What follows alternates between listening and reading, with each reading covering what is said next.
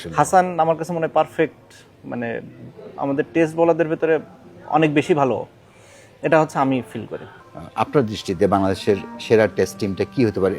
Current team না, আমি বলছি আপনি যাদের সঙ্গে যাদের খেলা দেখেছেন, খেলেছেন, এখন যারা খেলছে কম্পেয়ার করবেন।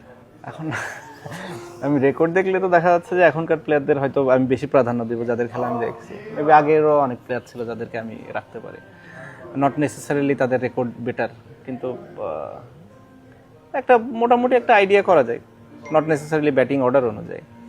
কারণ আপনার মমিনুল, শান্ত, তামিম, মুশফিক ভাই, রফিক ভাই, আগের পেস বোলারদের থেকে যদি রাখি সাদত, রাজীব, কারণ ওই সময় যে অবস্থা ছিল আমাদের পেস বোলারদের, ওর ভেতরে একটা এখনকার সবাইরে আমি প্রায় রাখতে চাই, এখন সবাই ভালো পেস বোলার আমাদের। মানে আপনি সুমন ভাই, আবিল বাশার, সুমন, মানে আমি যাদের সাথে খেলছি, আমি এর আগে আসলে বলা মুশকিল। ওপেনার একজনের নাম বললেন, লিটন। ওকে, লিটনরে এখন ওপেনই খেলাইতে হবে, মোটামুটি একটা 10 জনের মতো পেস বোলার আপনি 3-4 জন ধরে নেন আরো। হ্যাঁ, এই তো। মানে নাহিদ রানাকে আগে রাখবেন নাকি সাদাত রাজীবের কথা তো আপনি বললেন? চিন্তা করি রিয়াদ ভাইয়ের ব্যাটিং, নাহিদ রানা, অবশ্যই নাহিদ রানা, সাদাত হোসেন, রাজীব। আমি একটু অন্যরকম চুজ করব, শরীফুল রে করার ইচ্ছা ছিল, হাসান রে আমার করার ইচ্ছা অনেক, তো খুব ডিফিকাল্ট, যেগুলো ফিট থাকবে তখন চুজ করব। মুশকিল আসলে। হাসান আমার কাছে মনে হয় পারফেক্ট, মানে আমাদের টেস্ট বোলারদের ভেতরে অনেক বেশি ভালো, এটা হচ্ছে আমি ফিল করি। আপনার সেকেন্ড স্পিনার কি হবেন? আপনি তো অলরাউন্ডার। সেকেন্ড স্পিনার রফিক ভাইরে নিলাম, এখন আমি তাইজুলরে নিতে পারতেছি না, বাট এমনি হলে তো ধরেন তাইজুল, মিরাজ দুইজনই আছে, দুইজনের বোধহয় 250 প্লাস উইকেট, তাই না?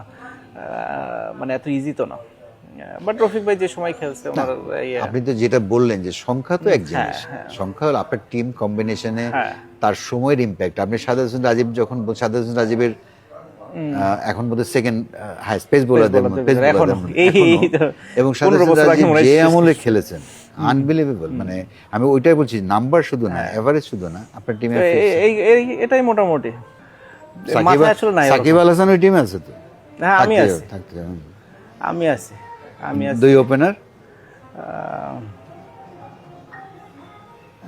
দেন, আবার লিটন আর তামিমরেই দেন, দিবেন। এত কম অপশন কেন?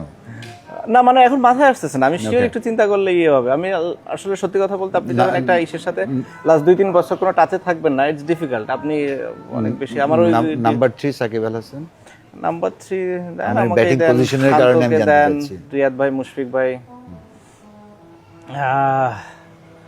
রিয়াদ ভাই, মুশফিক ভাই, মুস্তাফিজ,